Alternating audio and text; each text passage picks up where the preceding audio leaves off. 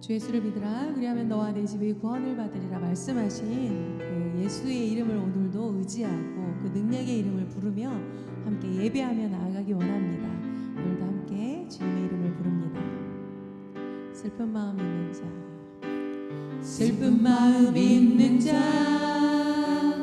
몸과 영혼 병든 자, 누구든지 부르시오. 예수 이름 부르시오.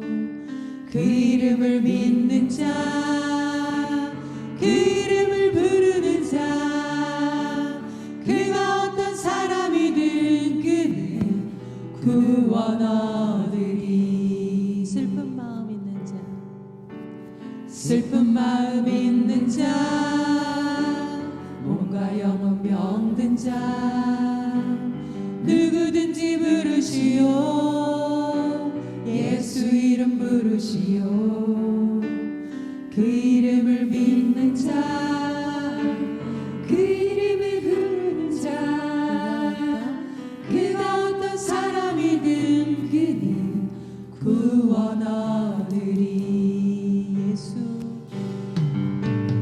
예수 예수, 오 능력의 그 이름 예수, 나 외쳐 부르네. 예수 예수, 오 구원의 그 이름 예수, 나 외쳐 부르네. 예수 그리스도 은과 금 내게 없으나 은과 금 내게 없으나 나 가진 것 너에게 주니. 능력의 이름 예수라. 그 이름을 붙드시오. 그 이름을 믿는 자, 그 이름을 외치는 자, 그가 어떤 사람이든 그는 주의 영광 보리라. 예수 예수, 오 구원의 그 이름 예수, 나 외쳐 부르네.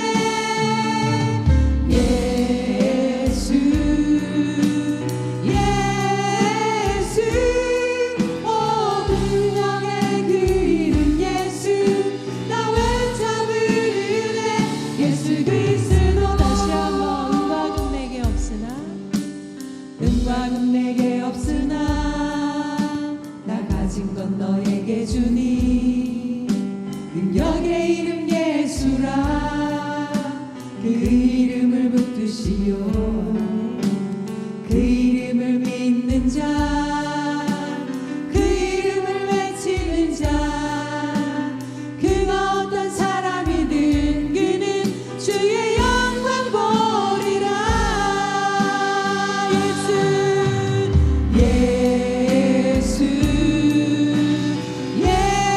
예수, 오 능력의 그 이름 예수, 나 외쳐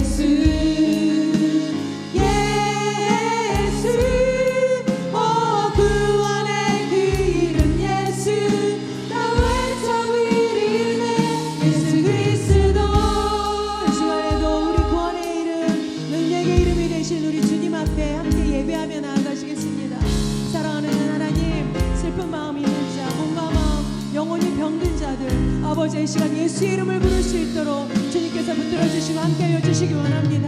이 예배 가운데 주님 임재하여 주시고 아버지 우리가 주님의 이름을 부를 때 아버지의 그 절대 능력 복음의 능력이 우리를 아버지여 강한 손으로 붙드시고 함께하실 줄 믿습니다. 하나님 이 시간 함께하여 주시옵소서. 예배 가운데 주님 기름 부어 주시옵소서. 아멘. 주의 이름 부릅니다. 주여 아멘.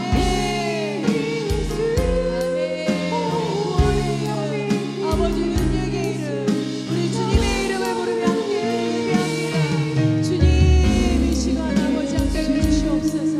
아버지 이름을 붙들고 나아가는 우리 모두 되게 하여 주시옵소서. 하나님 아버지 주님의 이름을 부를 때 우리 가운데 있는 모든 더러운 것을 떠나가게 하여 주시고 하나님 아버지 복음의 절대 능력이 되어주시는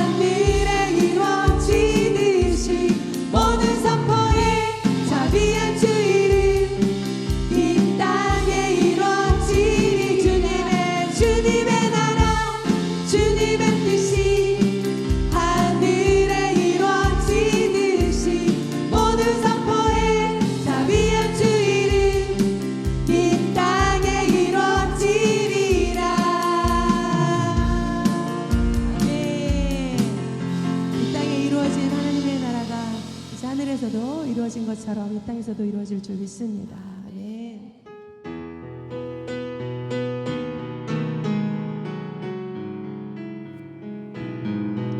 우리의 힘으로 능으로 되는 것이 아니라 우리 주 예수 그리스도의 선한 능력이 함께 하실 줄 믿습니다.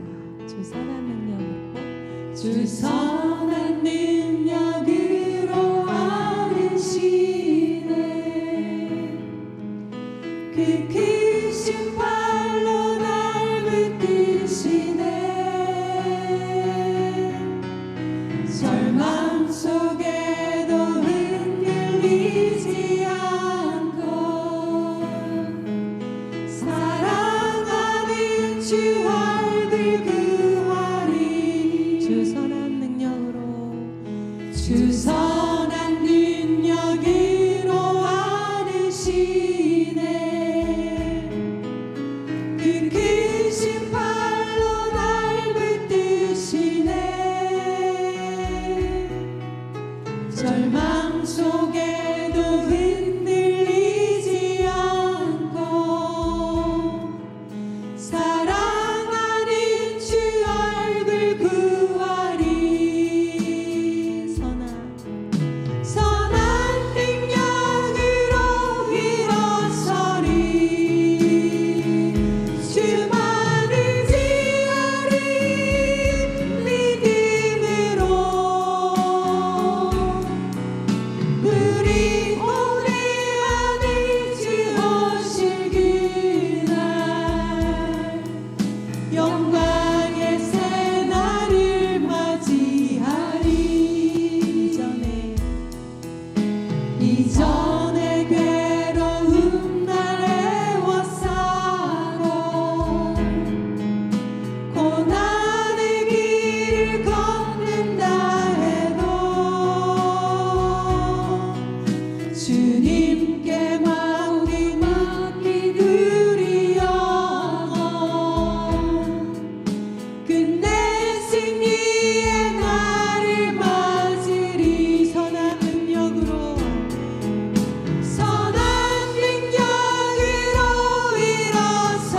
일어서리 주만을 지으리 믿음으로 우리 오늘 하늘 주 오실 그날 승리의 새날을 맞이하리 이전에 괴로운 날 애워싸고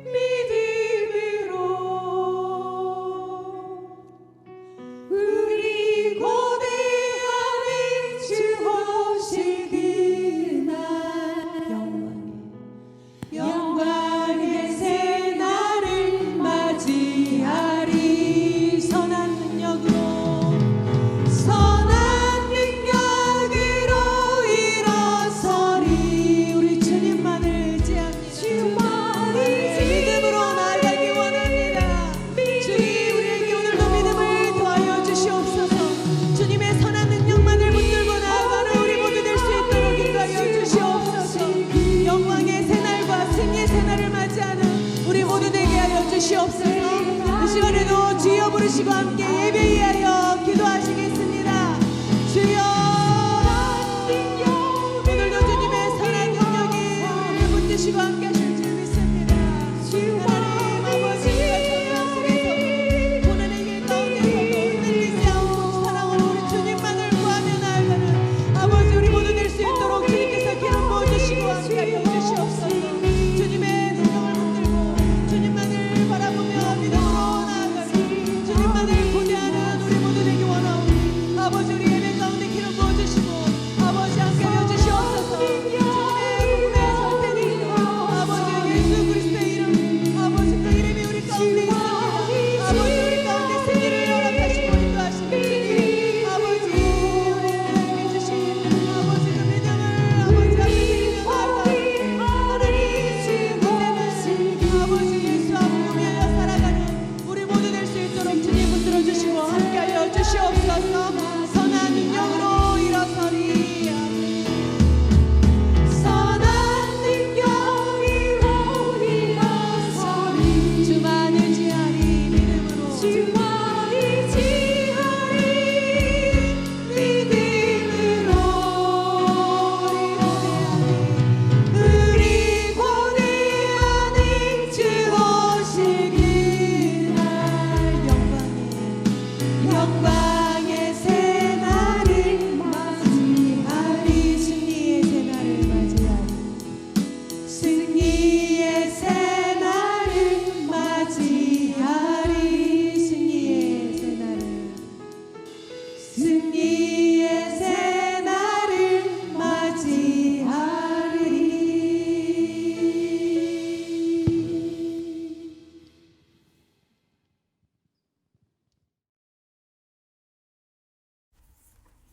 사랑의 하나님, 감사합니다. 오늘도 주님의 성실하심과 인자하심에 힘입어 수요 예배의 자리로 불러주신 주님을 찬양합니다. 작은 모니터 앞이지만 그 어느 것보다 크고 위대한 주님의 살아계신 말씀을 우리의 마음판에 새겨주실 것을 믿습니다. 야곱이 인생의 힘든 여정 가운데 하나님의 위로를 경험하고 하나님의 뜻을 깨닫고 음성을 들었던 베델, 그 베델이 지금 이 자리가 되게 하여 주시고 이 시간이 베델 되게 하여 주소서. 더 이상 혼자가 아니며 강하고 담대하게 늘 주님만을 예배하며 베델을 기억하는 저희들 되게 하여 주소서.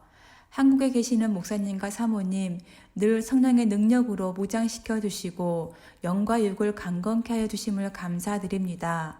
멀리 떨어져 있지만 교회를 향한 애틋한 사랑의 마음을 주님 기억하시고 들어주시사 순전한 비자 발급이 이루어져서 강건한 모습으로 만나기를 소원하오니 주님 되어져 가는 모든 일들 가운데 역사하여 주시고 일하여 주옵소서. 사랑의 하나님, 금년 하반기 행복 모임이 진행 중에 있습니다. 갈급한 자, 낙심자, 위로가 필요한 모든 베스트들을 만나게 하여 주시고 그들을 위하여 목숨 걸고 기도하게 하여 주소서.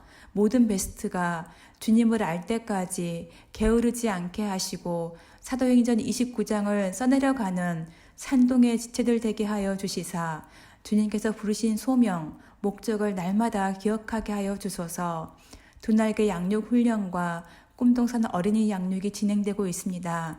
양육 장소와 양육 강사, 양육자들을 축복하여 주시고 세상을 분별하며 세상을 닮지 않고 본받지 않으려고 다짐하는 귀한 양육 시간 되게 하여 주소서. 미래의 주역인 꿈동산 유치팀, 어린이팀, 비전, 새벽이슬과 다음 세대를 위해서 기도합니다. 하나님, 그들에게 하나님을 알게 하는 귀한 지혜를 허락하여 주소서. 교회를 다니는 자가 아니라 교회가 되는 삶이 되게 하셔서 신실하고 진실하게 하나님을 따르는 삶, 하나님을 인정하는 세대가 되게 하여 주소서. 우리가 값진 신앙의 유산을 물려줄 수 있도록 주님 도와주시고 청년의 때에 창조주 하나님을 기억하는 자녀들과 다음 세대들 될 수 있도록 하나님 도우시고 일하여 주소서. 사랑의 하나님, 지금 육신의 연약함에 놓인 산동의 형제들, 자매들, 골육 친지들 있습니다. 그 외로운 병상의 자리에 주님 찾아가 주셔서 그분들 다시 한번 주를 힘입어 기동하여 일어서 주님을 찬양하게 하여 주소서. 또한 간호하는 가족들에게도 주님의 위로가 더하여지게 하여 주시고 여호와 라파 치료의 하나님의 따뜻한 손길이 그들을 위해 덮어지게 하여 주소서. 오늘 고린도 말씀 전하시는 김승규 부목사님 강건케 하여 주시고 순간순간 성령의 도우심을 통해 하나님의 축복의 통로가 되게 하여 주심을 감사드립니다. 날마다 우리 짐을 지시는 주, 곧 우리의 구원이신 하나님을 오늘도 찬양하고 예배하게 하여 주심을 감사드리며 나라와 권세와 영광이 아버지께 있사오며 믿음의 주요 소망의 구원 되시는 예수님의 이름으로 기도합니다. 아멘.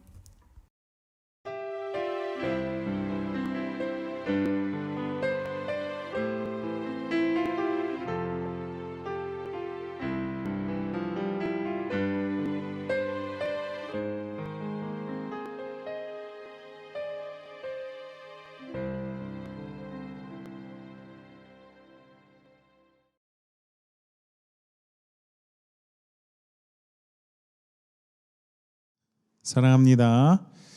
우리 같이 말씀 보겠습니다. 신약 고린도전서 5장 7절로 8절입니다. 너희는 누룩 없는 자인데 새 덩어리가 되기 위하여 묵은 누룩을 내버리라. 우리의 유월절 양 곧 그리스도께서 희생되셨느니라. 이러므로 우리가 명절을 지키되 묵은 누룩으로도 말고 악하고 악의에 찬 누룩으로도 말고 누룩이 없이 오직 순전함과 진실함의 떡으로 하자. 아멘. 사랑합니다. 오늘도 성령님께서 깨닫게 하시고 진리로 인도해 주실 줄 믿습니다. 시작하기 전에 조금 조심스러운데요. 지금 우리가 고린도전서를 보면서 행함이 있는 믿음을 강조했습니다. 기억나시죠? 믿음이란 순종하는 믿음이고 그렇게 결론이 있는 믿음이어야 합니다. 이런 의미에서 지난 시간에 지금 고린도 교회에 나타난 음행에 대한 문제에 대해 말씀드렸는데요. 하나님의 집 곧 베델이요 성령이 거하시는 전 곧 성전인 성도들의 삶의 음행 곧 근친상간은 안 된다 였습니다. 그건 회개해야 하죠. 그런 일이 없다라는 것이 아니라 성도들 가운데 그런 일이 있다 할지라도 회개하고 돌이켜야 한다가 바울의 권면이었습니다. 하나님의 뜻은 살리는 것이다 라고 말씀드렸죠. 그러나 행함이 있는 믿음을 또 강조하다 보면 은혜로 구원받는다고 하는 이 놀라운 복음의 은혜를 우리는 가끔 오해하곤 합니다. 그래서 특별히 이 성경에서 말하고 있는 오늘 본문의 유월절과 그리고 누룩에 대해서 이 본문 강해와 더불어 좀 더 구체적으로 우리가 생각해 보길 원합니다. 성령님께서 깨닫게 해주시기를 기도합니다. 저는 얼마 전에 요즘 핫한 크로와상을 먹기 위해 꽤 오랜 시간 줄을 서서 기다린 적이 있습니다. 사실 저는 그런 것 별로 좋아하진 않지만 한번 해보는 거죠. 그렇게 기다리고 있는 가운데 크로와상에 대한 이야기를 이제 서로 하게 되었죠. 이 빵이 유럽에서는 쉽게 아침 대용으로 먹는 그런 빵이라는 그런 얘기도 들었습니다. 자, 그런데요. 오랜 기다림 끝에 제 눈앞에 있던 크로와상은 여러 종류가 있었습니다. 치즈나 베이컨이 얹어 있기도 하고 또 설탕과 시럽, 딸기와 초코로 덮은 것도 있었죠. 그런데 함께 줄을 서서 기다리던 아주 아름다운 분께서 자기는 그냥 오리지널 크로와상 아무것도 첨가되어 있지 않는 그런 오리지널이 참 좋다고 나는 그걸 먹겠다고 했습니다. 그 오리지널을 먹어야 그래야 겹겹이 만들어진 이 크로와상의 빵을 느끼고 크로와상만의 식감을 그렇게 맛볼 수 있다고 그 자체가 맛있다고 저에게 얘기를 했죠. 그 말을 듣던 저는 그래도 너무 밋밋한 것 같다고 뭐라도 좀 있어야 할 것 같다고 하면서 결국 우리는 각각 자기가 좋아하는 취향대로 골라 담았습니다. 자, 그런데요, 불과 얼마 전에 경험한 이 생활 속에서의 일을 통해 저는 영적인 일에도 얼마든지 그럴 수 있다라고 생각하게 되었습니다. 마치 제가 오리지널 크로와상은 너무 밋밋하니까 초코 시럽도 얹고 치즈도 얹고 그래야 더 맛있다고 생각하는 것처럼 우리는 예수라고 하는 그 생명의 떡, 생명의 빵이 너무 밋밋하다고 생각합니다. 그래서 뭔가를 더 해야 할 것 같고 그래야 내가 만족을 느끼는 것 같다는 것이죠. 시간을 정해 함께 모여 드리는 이 예배를 예로 들자면 분명 하나님께서는 우리 마음 중심을 보신다고 그 사무엘 선지자에게 하신 말씀을 우리가 듣고 또 읽고 배웠지만 그러나 실제는 현실은 우리의 마음보다 외모에 더 집중할 때가 많습니다. 흔히 오케스트라가 웅장하게 연주하는 가운데 또 성악을 전공한 솔리스트와 또 화려하고 많은 수의 성가대가 있기를 원하죠. 화려한 조명과 마음까지 시원하게 그렇게 울려 퍼지는 비싼 음향 시스템에서 그런 시스템에서 흘러나오는 찬양을 듣기 원합니다. 그리고 그런 성가대와 교회의 장비들을 자랑하는 분들 꽤 있습니다. 잘 생각해 보면 하나님은 어떠실까 그런 생각보다는 어떻게 하면 사람의 귀를 즐겁게 할까라고 고민한다는 것입니다. 하나님을 위한 예배, 하나님께 드리는 예배라고 말은 하지만 그러나 실상은 사람을 위한 예배, 사람을 만족시키는 예배로 그 예배의 대상과 주체가 사람이 되어 버립니다. 설교자는 하나님의 말씀을 전해야 하는데 사람의 말을 하나님의 말씀을 이용해서 전하기도 하죠. 하나님의 말씀을 따라 하나님께서 가장 싫어하시는 그 죄를 지적해야 하고 그 죄의 길에서 회개하여 다시 여호와께로 돌아가자고 그런 파수꾼이 되어야 하고 참 선지자가 되어야 하는데 마치 미가야의 뺨을 때린 거짓 선지자 시드기야처럼 당신이 나가면 반드시 이길 것이라고 그 전쟁은 승리가 보장되어 있다라고 잘 될 것이라고 듣는 이를 즐겁게 하는 그런 메시지를 전합니다. 십자가로 결론을 내자고 해야 할 설교자가 성도들을 울게도 하고 웃게도 하며 듣는 이에게 감동을 주길 원하고 청중들은 실컷 울거나 웃고 돌아 나와야만 내가 오늘 은혜 받았어 라고 생각하기도 합니다. 그러다가 설교자가 울리지도 못하고 웃기지도 못하면 특히 저같이요. 사명, 헌신, 자기 부인보다는 내가 이렇게 헌금을 내고 봉사를 했는데 왜 나를 인정해 주지 않느냐고 은혜가 없다며 교회와 목회자를 비난하기도 합니다. 하나님은 영이시기에 예배하는 자는 영과 진리로 예배하라고 말씀해 주셨고 마땅히 성도들은 그 진리의 영이신 성령 안에서 예배한다고 말은 하지만 그러나 오리지널 크로와상에 고기도 얹고 치즈도 얹는 것처럼 그래야 고급스럽고 더 맛있다고 생각하는 것처럼 우리는 예배 안에 무언가를 첨가하고 첨부하려고 합니다. 성도들이란 이미 하나님의 한량 없으신 그 은혜로 구원받은 자들이요 성령으로 거듭난 성전 곧 하나님의 교회요 영생이라고 하는 가장 큰 은혜, 큰 선물을 받은 자임에도 불구하고 나는 그거 말고요 이 세상에서 또 다른 복을 달라고 세상에서 부자가 되고 병이 낫고 자식들이 잘 되면 그게 참 구원의 증거라고 복을 받은 증거라고 그렇게 간증을 하며 성도들은 그런 사람들을 부러워합니다. 그럴 수 있습니다. 전능하신 하나님은 능치 못함이 없으신 살아계신 하나님이시기에 오늘도 얼마든지 하나님의 뜻 가운데 기적과 이적을 행하시는 하나님이십니다. 그러나 여러분 가장 큰 기적이 있다면 지옥에 가야 할 내가 천국의 주인공이 된 것이요 허물과 죄로 죽었던 내가 예수 생명으로 살아났다, 구원을 받았다. 그 모든 것들이 가장 큰 기적이라는 사실, 그 복음의 오리지널을 잊어버렸다는 것입니다. 그 어떤 희생과 대가로도 바꿀 수 없는 십자가의 복음이 싸구려가 되었다는 것이죠.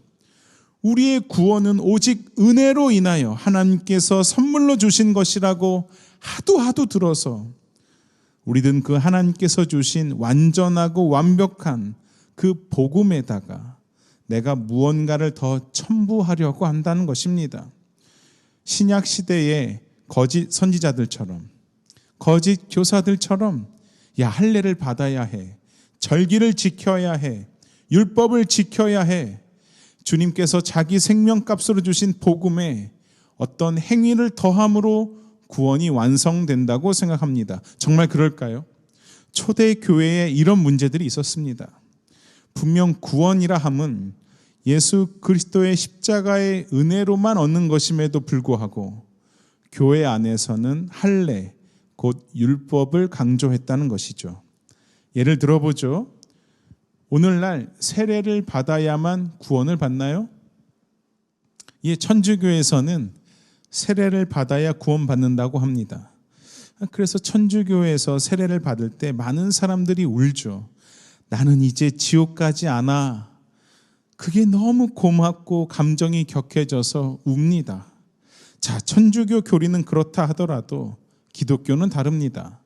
여러분 생각에 정말 할례, 곧 오늘날 의미로 말하자면 세례를 받지 않으면, 내가 말씀대로 살지 않으면 그러면 구원을 못 받을까요? 초대 교회 때 이런 일이 실제 있었습니다. 사도행전 15장 1절, 어떤 사람들이 유대로부터 내려와서 형제들을 가르치되 너희가 모세의 법대로 할례를 받지 아니하면 능히 구원을 받지 못하리라.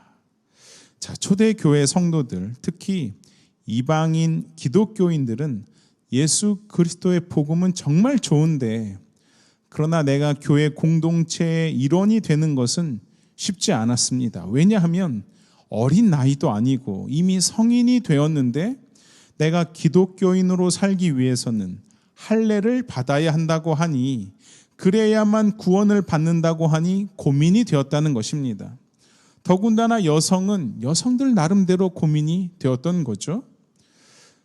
그 중에서 이렇게 부추기는 사람들도 있었습니다. 야, 물론 예수 그리스도를 믿음으로 구원을 받지만 그래도 너도 뭔가 해야 하지 않겠니? 야, 아브라함도 늙었지만 할례를 받았잖아. 좀 힘들어도, 야, 아픈 거 알고 네가 좀 어른인 거 알지만 그래도 우리 멤버에 들어오려면 할례를 행하고 율법을 지켜야 해 라고 말입니다. 사도행전 15장 5절, 바리새파 중에 어떤 믿는 사람들이 일어나 말하되 이방인에게 할례를 행하고 모세의 율법을 지키라 명하는 것이 마땅하다 하니라. 자, 만약 오늘날 이렇게 말하는 교회가 있다면 여러분은 어떻게 하시겠습니까? 자, 기독교인이 되기 위해서, 진짜 구원을 받기 위해서는 세례를 받아야 하고 율법을 지켜야 합니다. 만약 그렇지 않으면 구원을 받을 수 없습니다 라고 한다면 말입니다. 사도행전 15장 1절을 제가 쉬운 번역으로 읽어보죠. 모세가 가르친 풍습대로 할례를 받지 않으면 여러분은 구원을 받을 수 없습니다. 5절은요. 이방인들도 할례를 받아야 하며 모세의 율법을 지켜야 합니다. 우리들은 이미 답을 알고 있고, 저도 이미 답을 알고 있지만 이런 질문을 받으면 참 고민이 됩니다. 당시 교회 지도자들도 고민이 많았습니다. 사도행전 15장 6절, 사도와 장로들이 이 일을 의논하러 모여. 자, 지금 사도와 장로들이란 예수님의 제자들과 또 예수님의 동생들을 비롯한 예수님과 함께 먹고 마시고 실제로 예수님의 십자가와 부활을 직접적으로 간접적으로 경험한 자들입니다. 지금 이들이 고민했다는 것입니다. 그리고 이런 결론을 내렸습니다. 제가 8절부터 읽어드릴 텐데요. 확실히 이해시키기 위해서 쉬운 번역으로 읽어보겠습니다. 8절, 모든 사람의 생각을 아시는 하나님께서 우리에게 성령을 주신 것과 똑같이 그들에게도 주셔서 그들을 인정하셨습니다. 하나님께서는 우리와 이방인들을 차별하지 않으셨습니다. 하나님께서는 그들의 믿음을 보시고 그들의 마음을 깨끗하게 하셨습니다. 그런데 지금 여러분은 어찌하여 우리 조상들이나 우리나 모두 질 수 없었던 짐을 이방인 신자들에게 지워서 하나님을 시험하려 하십니까? 우리는 그들과 마찬가지로 주 예수님의 은혜로 구원을 받는다는 사실을 믿습니다. 그렇습니다. 조상들도 그리고 우리도 감당하지 못한 짐을 왜 이방인에게 지워서 구원을 거저 주신 그 하나님을 시험하려고 하느냐고, 믿음으로 구원하신 하나님을 시험하려 하느냐고 라고 결론 내립니다. 오직 예수님의 은혜로만 구원을 받는다고 그들이 말하고 있습니다. 결국 할례를 행해야 한다, 율법을 지켜야 한다는 것은 그건 예수님의 십자가는 불완전하다는 것이고 그게 하나님을 시험하는 것, 죄라고 하는 것이죠. 그건 내가 하나님을 이겨서 내 힘으로 얼마든지 구원을 이룰 수 있다고 하는 것, 내가 선악과를 먹어 하나님이 되어 보겠다고 하는 아담의 실체고, 바벨탑을 높이 쌓아 하나님의 심판에서 이겨보겠다고 하는 죄인들의 모습이 바로 그들의 모습이었다는 것입니다. 그럼에도 여전히 할례를 행하고 율법을 지킴으로 구원을 이룰 수 있다고 어디에서요? 교회에서 가르쳤다는 것입니다. 이걸 다른 복음이라고 바울이 말합니다. 갈라디아서 1장 6절에 그리스도의 은혜로 너희를 부르신 이를 이같이 속히 떠나 다른 복음을 따르는 것을 내가 이상하게 여기노라. 다른 복음은 없나니 다만 어떤 사람들이 너희를 교란하여 그리스도의 복음을 변하게 하려 함이라. 그러나 우리나 혹은 하늘로부터 온 천사라도 우리가 너희에게 전한 복음 외에 다른 복음을 전하면 어떻게 된다고요? 저주를 받을지어다.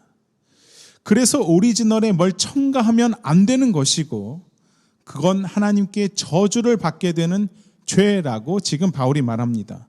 그래서요, 저는요, 제 자신이 하나님께 저주를 받지 않기 위해 정말 어떻게든 조심조심하면서 십자가만 영화롭게 하려고 하는데요, 그래도 사람들이 오해를 한다는 것이죠. 야, 그래도요, 오리지널에 뭔가 더 해야 맛있다고 말입니다. 그러나 다른 복음은 없는 것입니다. 할렐루야. 다시 말해 십자가의 복음에 그 어떤 것도 더해지거나 뺄 수 없는 것입니다. 저는 은혜로 구원받았으니까 이제 죄도 짓고 마음껏 살아도 됩니다라고 여러분에게 방종을 조장하는 것이 아니라 복음을 정확히 알아야 한다, 진리가 결론이 되어야 한다 말씀드리는 것입니다. 서두에 말씀드린 것처럼 음행은, 근친상간은 안 된다입니다. 나는 구원받았으니까 내 마음대로 살아야지, 그건 안 된다입니다. 그런 죄 가운데 있다면 회개하고 돌아서야 합니다. 할렐루야. 깨달아지시길 축복합니다. 그래서 믿음은 행함이 있는 믿음이고 순종이 있는 믿음이고 결론이 있는 믿음이지만 우리가 고백할 때는 이 모든 것이 하나님의 전적인 은혜요, 오직 은혜로 구원을 받는다고 하는 이 놀라운 고백이 우리 입에 흘러나오는 것입니다. 갈라디아서 2장 16절, 사람이 의롭게 되는 것은 율법의 행위로 말미암음이 아니요 오직 예수 그리스도를 믿음으로 말미암는 줄 알므로 우리도 그리스도 예수를 믿나니 이는 우리가 율법의 행위로서가 아니고 그리스도를 믿음으로써 의롭다함을 얻으려 함이라. 율법의 행위로서는 의롭다함을 얻을 육체가 없느니라. 21절, 내가 하나님의 은혜를 패하지 아니하노니 만일 의롭게 되는 것이 율법으로 말미암으면 그리스도께서 헛되이 죽으셨느니라. 십자가라는 오리지널에 그 어떤 우리의 행위도 더해질 수 없는 것입니다. 하나님 나라는 믿음으로 가는 나라, 거듭나면 가는 나라, 하나님 나라인 줄 믿습니다. 그 하나님의 은혜에 내가 뭔가 더 하려고 하는 것, 주님께서는 이걸 누룩이라고 하셨죠. 누가복음 12장 1절, 그동안에 무리가 수만 명이 모여서 서로 밟힐 만큼 되었더니 예수께서 먼저 제자들에게 말씀하여 이르시되 바리새인들의 누룩 곧 외식을 주의하라. 누룩은 곧 외식. 그렇죠? 누룩이 뭐라고요? 외식이라고요. 자, 이 말씀이 누가복음에 있는데요. 그렇다면 지금 누가복음에 나타난 외식 한 부분만 제가 찾아보겠습니다. 그럼 도대체 외식하는 삶, 누룩이 있는 삶은 무엇일까? 누가복음 18장 9절.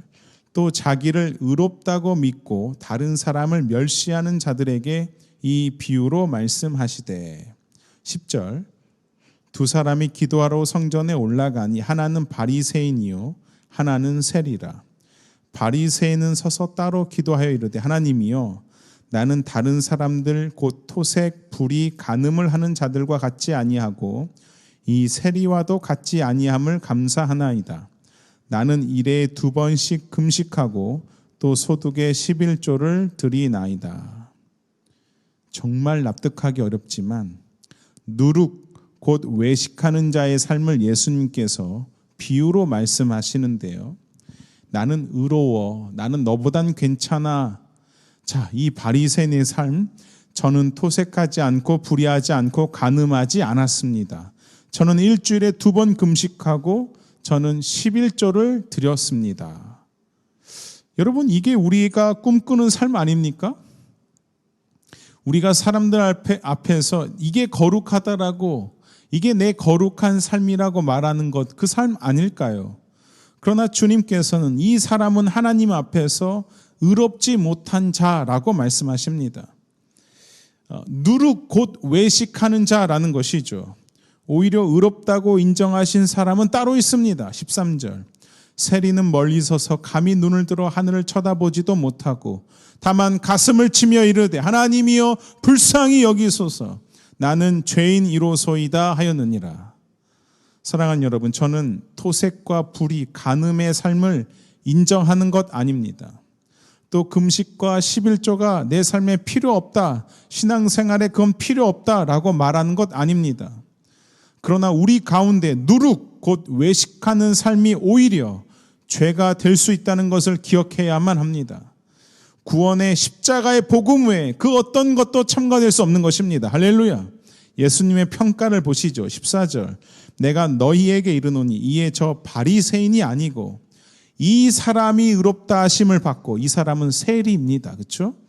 그의 집으로 내려갔느니라. 무릇 자기를 높이는 자는 낮아지고 자기를 낮추는 자는 높아지리라 하시니라. 할렐루야. 사랑하는 여러분, 약할 때 주님이 강함 되시는 것입니다. 여러분, 우리 가운데 누룩 곧 외식하는 삶은 하나님 앞에 죄가 된다는 것을 기억하시고, 우리가 하는 모든 것들이 믿음으로 해야 할 줄 믿습니다. 축복합니다. 사랑하는 여러분, 그러니까 성령을 의지하십시오. 믿음으로 말미암아 사는 삶이 되시기를 축복합니다. 소문으로 신앙생활해서는 안 되는 것입니다. 오늘 본문에 누룩이 등장하죠. 고린도전서 5장 7절. 너희는 누룩 없는 자인데 새 덩어리가 되기 위하여 묵은 누룩을 내버리라.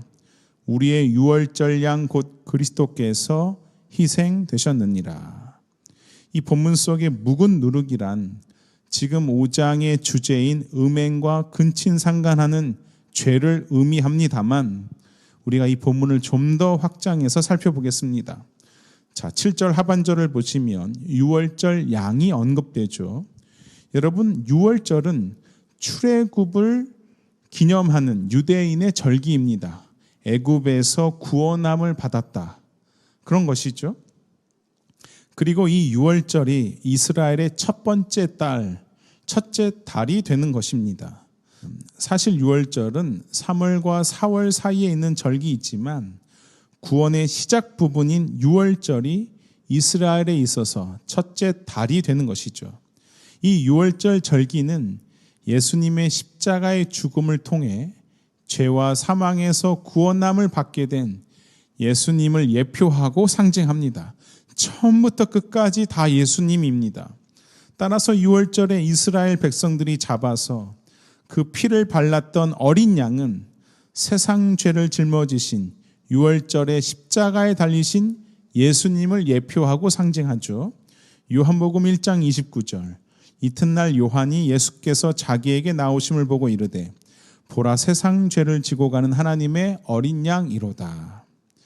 그런데요, 이 유월절에는 이 점도 없고 흠도 없는 양을 잡아 머리와 내장까지 완전히 다 먹어야 했습니다. 그리고 남은 것은 아침이 오기 전까지 모두 태우라고 명령하시죠. 이건 유월절의 어린 양 대신 예수 그리스도의 순환과 온전한 죽음을 상징합니다. 자, 그런데요, 이스라엘 백성들은 이 유월절에 이 어린 양뿐 아니라 무교병과 쓴나물을 함께 먹어야 했습니다. 출애굽기 12장 8절부터 제가 읽어드리면 그 밤에 그 고기를 불에 구워 무교병과 쓴나물과 아울러 먹되 날 것으로나 물에 삶아서 먹지 말고 머리와 다리와 내장을 다 불에 구워 먹고 아침까지 남겨두지 말며 아침까지 남은 것은 곧 불사르라. 이 무교병이 바로 누룩이 없는 떡입니다. 오늘 본문에 나타난 거죠. 보통 유대인들은 누룩이 들어간 유교병을 먹었습니다만 그러나 유월절에는 하나님께서 누룩이 들어가지 않은 무교병을 먹으라고 말씀하십니다. 당시의 이유를 들자면 누룩을 넣어서 반죽을 부풀릴 시간도 없이 유월절 사건이 긴급했기 때문입니다. 그러나 하나님께서는 이제 출애굽하여 얼마든지 누룩을 넣어서 부풀릴 그런 충분한 시간이 있음에도 불구하고 너희가 유월절 절기를 지킬 때는 누룩이 없는 무교병을 먹어야 한다라고 말씀하시죠. 왜냐하면 이 누룩이 죄를 상징했기 때문입니다. 결국 어린 양의 피로 구원함을 받은 하나님의 백성들이란 죄와 더불어 죄를 먹고 마시는 그런 죄와 더불어 살아가는 인생이 더 이상 아니다라는 것을 이 누룩이 없는 무교병을 먹음으로써 하나님께서 가르치셨다는 것이죠. 아, 맞아.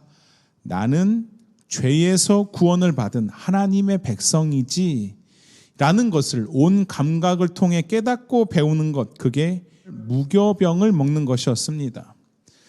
누룩이 없는 무교병을 먹는다는 것은 저와 여러분들이 세상 죄를 지고 가신 어린 양 되시는 예수님으로만 구원을 받은 자들이며 이제부터는 누룩이 없는 곧 죄와 관계없는 삶을 살아야 한다. 그런 삶의 자세를 내포하고 있는 것입니다. 내가 무교병을 먹는다는 것은 내가 죄와는 더 이상 함께하지 않을 거야 라는 삶의 자세를 내포한다는 것이죠. 그런가 하면 하나님께서는 무교병과 더불어서 쓴나물을 함께 먹으라고 명하셨는데요. 이 쓴나물이란 애굽이 상징하는 그 세상에서 성도가 겪는 고난과 수치를 의미합니다. 성도는 어린 양과 무교병 그리고 쓴나물을 함께 먹으면서 세상에서의 고난과 수치 가운데 그 가운데서 구원해 주신 하나님의 한량 없으신 사랑을 눈으로 보고 냄새를 맡고 입으로 먹으면서 그 은혜를 깨닫고 배웠던 것, 그것이 유월절에 무교병과 쓴나물을 함께 먹어라입니다. 자, 무엇과 함께 먹어라? 유월절 어린 양과 함께 먹어라입니다. 그러니까 이 모든 구원은 유월절 어린 양으로만 된다가 바로 이 유월절 절기라는 것입니다. 자, 이런 의미에서 어렵지만 자, 다시 7절을 제가 읽어보겠습니다. 너희는 누룩 없는 자인데 새 덩어리가 되기 위하여 묵은 누룩을 내버리라. 우리의 유월절 양 곧 그리스도께서 희생되셨느니라. 자, 이제 여러분 답해 보시죠. 유월절 어린 양은 누구시라고요? 예수 그리스도.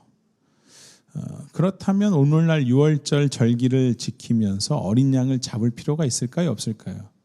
없죠.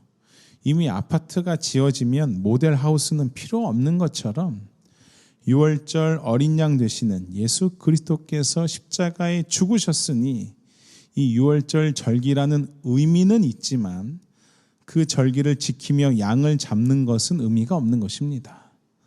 사랑하는 여러분, 예수 그리스도께서 저와 여러분의 쓴나무를 모두 짊어지시고 유월절 어린 양이 되셔서 십자가의 죽으심으로 저와 여러분의 묵은 누룩을 다 가져가셨습니다. 할렐루야. 저와 여러분을 누룩이 없는 무교병으로 주님께서 만들어 주신 것입니다. 이거 완전히 새롭게 된 것이죠. 물이 변하여 포도주가 된 것처럼 누룩으로 가득했던 유교병이었던 우리가 누룩이 사라진 무교병이 되어버렸습니다. 따라서 이제는 누룩 없는 자답게, 다시 말해 죄가 없는 자답게 순전함과 진실함으로 살아야 한다. 그것이 지금 바울이 말하는 것이죠. 8절. 이러므로 우리가 명절을 지키되 묵은 누룩으로도 말고 악하고 악에 찬 누룩으로도 말고 누룩이 없이 오직 순전함과 진실함의 떡으로 하자. 여러분 잘 이해하셔야 합니다. 이 말이 할례를 받아야 하고 세례를 받아야 하고 모세의 율법을 지켜야 한다는 말이 아닙니다. 우리는 계속해서 점도 없고 흠도 없는 어린 양이 되시는, 누룩이 없는 무교병이 되시는, 참 생명의 떡이 되시는 예수님을 먹어야 한다라는 것이죠. 이 세상에 누룩이 전혀 없는, 나는 하늘에서 내려온 생명의 떡이라고 말씀하신 그 예수를 먹고 살아야 한다는 것이고, 이걸 순전함과 진실함으로 성숙되어야 한다라고 하는 것입니다. 오늘 우리는 유월절 어린 양이 되시는 예수 그리스도로 구원받은 것, 거기서 끝나는 것이 아니라 계속해서 그 어린 양을 먹고 생명의 떡이신 예수를 먹어서 마침내 그리스도의 장성한 분량에 이르러야 한다는 것입니다. 그래서 오늘도 우리가 달려가야 합니다. 할렐루야. 출애굽기 12장 11절. 너희는 그것을 이렇게 먹을지니 허리에 띠를 띠고 발에 신을 신고 손에 지팡이를 잡고 급히 먹으라. 이것이 여호와의 유월절이니라. 허리에 띠를 띠고 발에 신을 신고 손에 지팡이를 잡고 지금이라도 나갈 것처럼 그렇게 살아야 한다라는 것입니다. 자, 그렇다면 이스라엘 백성들이 유월절 어린 양의 피로 이미 구원을 약속받았음에도 불구하고, 그럼에도 불구하고 하나님께서 왜 이스라엘 백성들에게 급히 먹고 떠나라고 말씀하실까요? 우리는 잘 알고 있습니다. 이들이 유월절 어린 양과 무교병과 쓴나물을 급히 먹고 가야 할 곳은 가나안 땅입니다. 최종 목적지가 가나안 땅이라는 것입니다. 이 가나안은 하나님이 다스리는 나라, 공의가 강물처럼 정의가 물처럼 흐르는 나라, 우리가 마침내 가게 될 새 하늘과 새 땅이죠. 요한계시록 21장 1절. 또 내가 새 하늘과 새 땅을 보니 처음 하늘과 처음 땅이 없어졌고 바다도 다시 있지 않더라. 우리가 가야 할 곳이 바로 그곳입니다. 우리가 예수 그리스도를 믿고 정착하며 살아야 할 곳은 이 세상이 아닌 것입니다. 우리가 마침내 가야 할 곳은 하나님 나라, 그 가나안을 향해 가는 것입니다. 하나님 나라를 가기 위해서 유월절 어린 양의 피로 살아난 이스라엘 백성들이 반드시 지나야 하는 곳이 있죠. 홍해와 광야입니다. 이 이스라엘 백성들이 유월절 어린 양의 피로 살아남았지만, 구원을 받았지만, 그러나 그들이 정착해야 할 곳은 애굽 땅이 아니었습니다.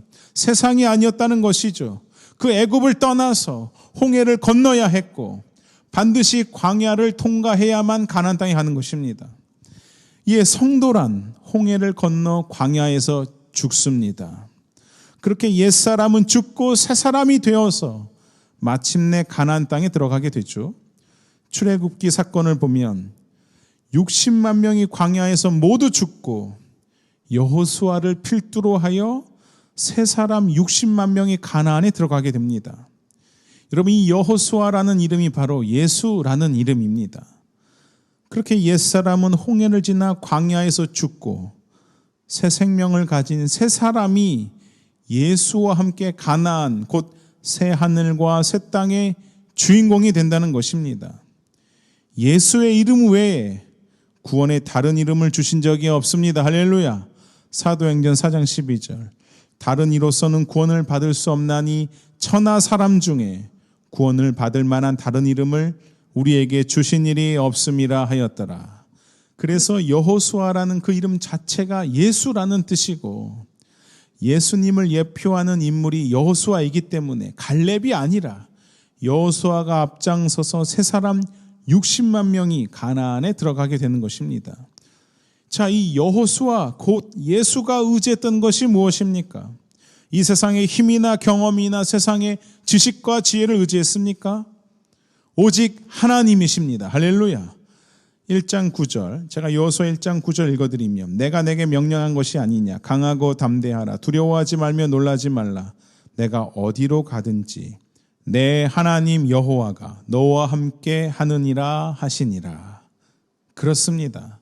언제나 함께 하시겠노라 약속하신 그 구원의 하나님께서 여호수아와 세 사람 60만 명을 마침내 가나안 땅으로 이끄신 것처럼 저와 여러분을 이끌어 주시고 계시는 것입니다. 이 광야 같은 세상에서 우리 주 예수께서 대장 되시고 할렐루야 친히 우리와 세상 끝날까지 함께하여 주시겠다 약속해 주심으로 우리의 옛사람은 이 광야에서 죽고 새 사람이 되어 새 하늘과 새 땅에 들어가는 것입니다. 따라서 성도들에게 광야는 필수인 것이죠. 옛사람은 반드시 죽어야 합니다. 나는 예수를 믿었다고, 나는 구원을 받았다고 그게 끝이 아니라 그게 시작인 것입니다. 구원의 시작. 오히려 성도는, 교회는 유월절 어린 양이신 예수로 구원을 받았고 할렐루야. 새 하늘과 새 땅에 지금도 들어가고 있으며 마침내 점도 없고 흠도 없는 누룩이 전혀 없는 예수님을 닮아가는 이 광야가 끝나면 새 사람이 되어 하나님 나라에서 부활하는 것입니다. 그렇게 광야에서 옛사람이 죽고 예수님처럼 점도 없고 흠도 없는 누룩이 없는 자로 부활하여 하나님 나라의 주인공이 되는 것, 이게 유월절의 의미이고 그게 바로 성도의 구원인 것입니다. 분명 할례나 세례, 모세의 율법으로 구원을 받는 것이 아니라 오직 예수로만 구원을 받지만 그러나 성도들의 삶에는 이 무교병과 같은 삶, 곧 누룩이 없는 삶이 필수이고 쓴나물과 같은 고난과 수치를 당하는 것이 당연한 것입니다. 무교병을 먹고 쓴나물을 어린 양 되시는 예수와 함께 먹고 사는 것입니다. 그 광야 같은 세상에서 하나님의 백성으로 성숙한 자로 예수와 같이 부활하여 하나님 나라에 새 하늘과 새 땅의 주인공이 되는 것 전체가 우리의 구원인 것이죠. 그래서 구원의 세 가지 시제, 우리는 이미 구원받았고 지금도 구원을 받고 있으며 마침내 구원을 받게 되는 이 놀라운 영혼 속에서 우리가 바로 오늘을 살아가는 것입니다. 따라서 예수님이야말로 유월절 어린 양이시며 누룩이 전혀 없으신 생명의 떡, 하늘에서 내려온 떡 그 자체이시기에 성도는 이 어린 양과 무교병이신 예수님처럼 나도 누룩이 없는 삶, 점과 흠이 없는 삶, 그러한 거룩한 삶을 추구해야 한다는 것입니다. 그게 8절 다시 읽어드리죠. 이러므로 우리가 명절을 지키되 묵은 누룩으로도 말고 악하고 악에 찬 누룩으로도 말고 누룩이 없이 오직 순전함과 진실함의 떡으로 하자. 조금 이해가 가시나요? 오늘 좀 많이 어렵긴 한데 조금만 더 해보죠. 8절 이러므로 우리가 명절을 지키되 라고 기록되어 있는데요. 이 명절은 유월절 다음 날부터 7일간 이어지는 무교절을 의미합니다. 자, 그렇게 유월절과 무교절이 이어져 있죠. 유월절 다음 날부터 7일 동안이 바로 무교절입니다. 이 무교절은 말 그대로 무교병을 먹는다라는 것입니다. 그런데 이 무교절 중간에 첫 이삭 드리는 날이 있습니다. 잘 들어보세요. 유월절이 금요일이고 그 다음 날부터 무교절이니까 바로 토요일이죠. 토요일부터 7일 동안 무교절이 시작됩니다. 당시에는 토요일이 안식일이었고요. 그 다음 날 무교절, 그 다음 날 첫 이삭을 드립니다. 그날을 신약에서는 안식 후 첫날이라고 부르고 세상 사람들은 일요일이라고 부르지만 성도들은 그날을 주일이라고 부릅니다. 결국 6월절에 한 알의 밀알이 되어 죽으신 우리 주님께서 안식 후 첫날 부활하여 부활의 첫 열매, 첫 이삭이 되셨다라는 것인데요. 이런 의미에서 6월절과 무교절, 그리고 무교절 중에 드리는 첫 이삭 드림이라고 하는 절기, 이 모든 것이 예수 그리스도의 십자가의 죽음과 부활, 곧 복음을 예표하고 가르쳐주고 있었던 것입니다. 우리 주님 이렇게 말씀하시죠. 요한복음 12장 24절, 내가 진실로 진실로 너에게 이르노니 한 알의 밀이 땅에 떨어져 죽지 아니하면 한 알 그대로 있고 죽으면 많은 열매를 맺느니라. 이렇게 말씀하신 주님께서는 6월절에 장사되어 그렇게 땅에 떨어져 죽으심으로 사흘 만에 즉 안식 후 첫날 부활하셨습니다. 할렐루야. 부활의 첫 열매, 첫 이삭이 되셨죠. 고린도전서 15장 20절. 그러나 이제 그리스도께서 죽은 자 가운데서 다시 살아나사 잠자는 자들의 첫 열매가 되셨도다. 사랑하는 여러분, 예수께서 안식 후 첫날 곧 주일에 부활하심을 믿고 고백함으로 교회는 이제 토요일 안식일을 지키는 것이 아니라 안식 후 첫날 곧 주일에 모여 바로 내가 그 복음의 주인공이라고 하나님의 은혜에 감사하고 구원을 노래하고 예배드리는 줄 믿습니다. 오늘 본문이 바로 그 얘기를 하는 것입니다. 바로 너희가 그러한 6월절의 참 주인공이 되어 정말이지 잔치를 하는 자들이다. 그러나 이 축제, 이 잔치는 무교병의 축제요, 무교병의 잔치이지 누룩이 들어간 유교병의 축제요, 유교병의 잔치가 아니다라는 것입니다. 우리의 구원에 십자가 외에는 그 어떤 것도 첨부될 수 없다라는 것이죠. 죄는 절대로 함께할 수 없다라는 것입니다. 크로와상의 그 오리지널 그 맛이 왠지 밋밋한 것 같아도 그 자체로서의 맛이 있는 것처럼 우리가 드리는 예배에 세상 예능이 주는 재미와 웃음, 코믹과 감동이 없다 할지라도 예수면 충분한 것입니다. 오징어 게임 같은 드라마나 온라인 속 게임이 주는 그런 긴장감과 크고 작은 그런 재미와 흥미는 없다 할지라도 6월절에는, 무교절에는, 첫 이삭 드림에는 어린 양과 무교병과 쓴나물을 먹으면서 금방이라도 떠날 것처럼 먹어야 했던 것처럼 성도들의 삶이란, 교회란 그 주님이면 충분하다는 것입니다. 무교절을 제가 7일 동안 지킨다고 했는데요. 7이라고 하는 것은 그 자체가 완전한 수를 상징하죠.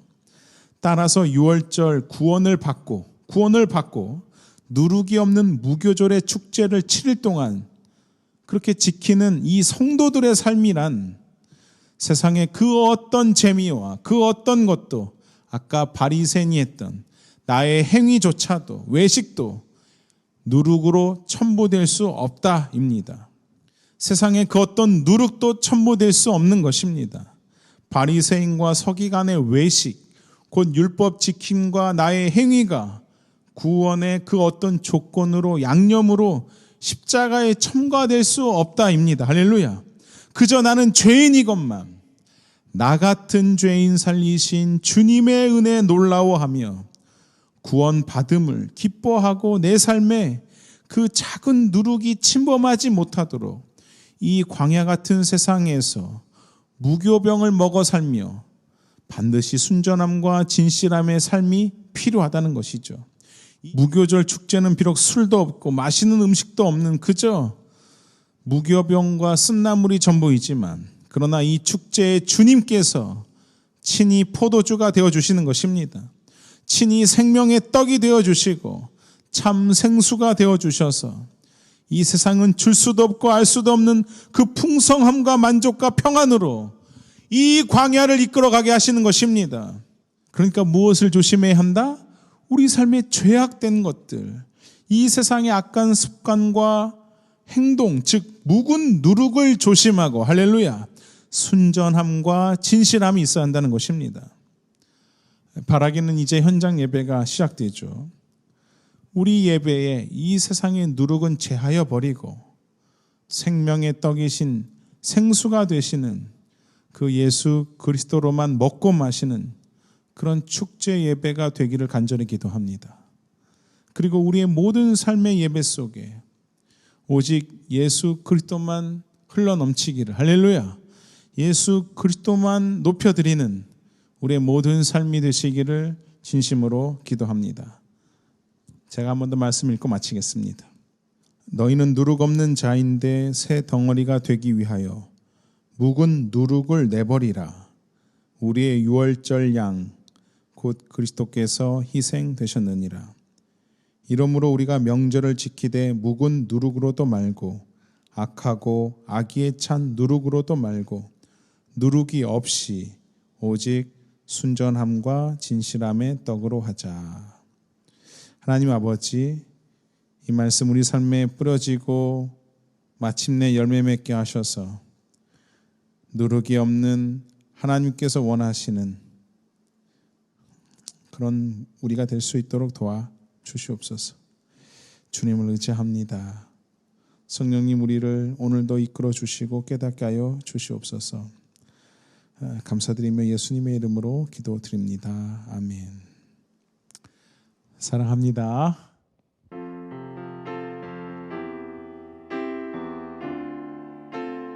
이 시간에도 끝이 없으신 우리 주님의 사랑을 붙들고 우리 교회 주신 공동체 기도 제목 함께 올려드리며 나아가시겠습니다.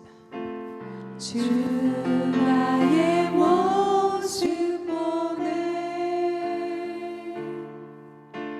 상한 나의 맘 보시네 주 나의 눈물 안에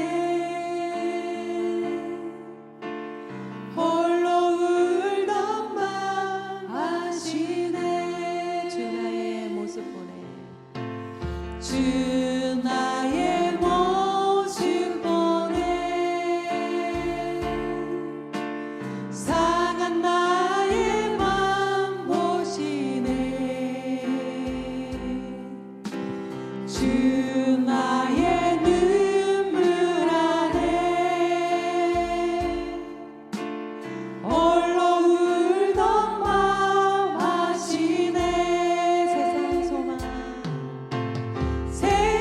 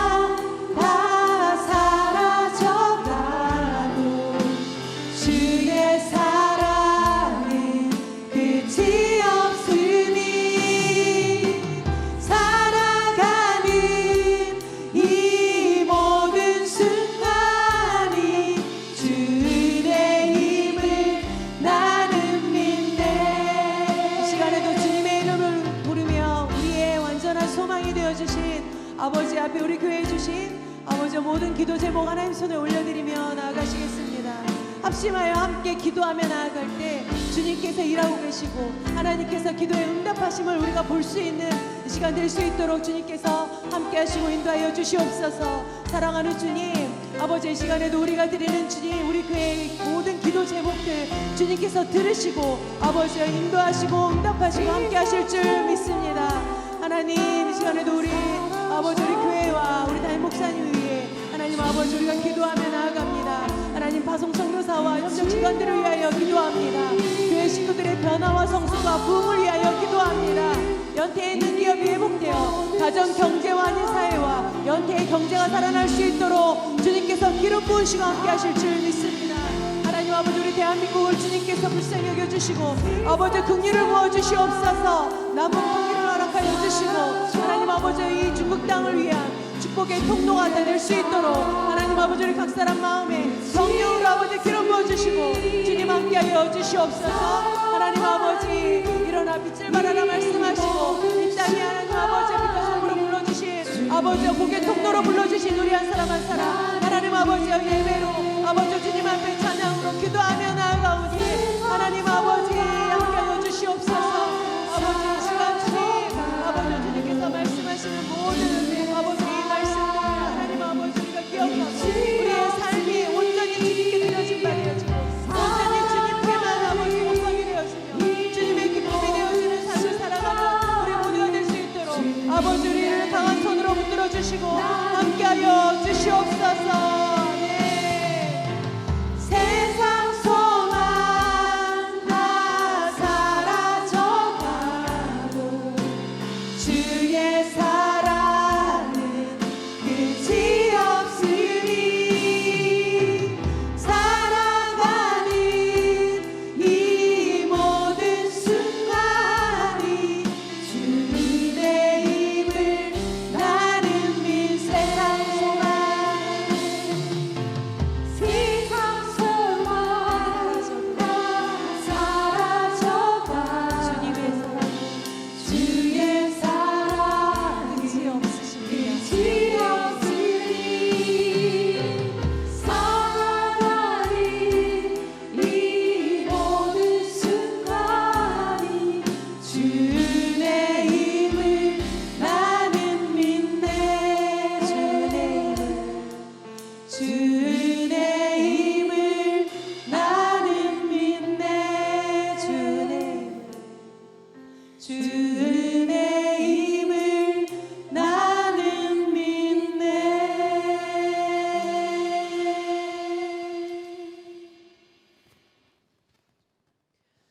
오늘도 주님의 끝없는 사랑으로 우리를 붙드시고 인도하실 우리 구주 예수님의 이름으로 기도합니다. 아멘. 주기도문으로 우리 예배를 마칩니다.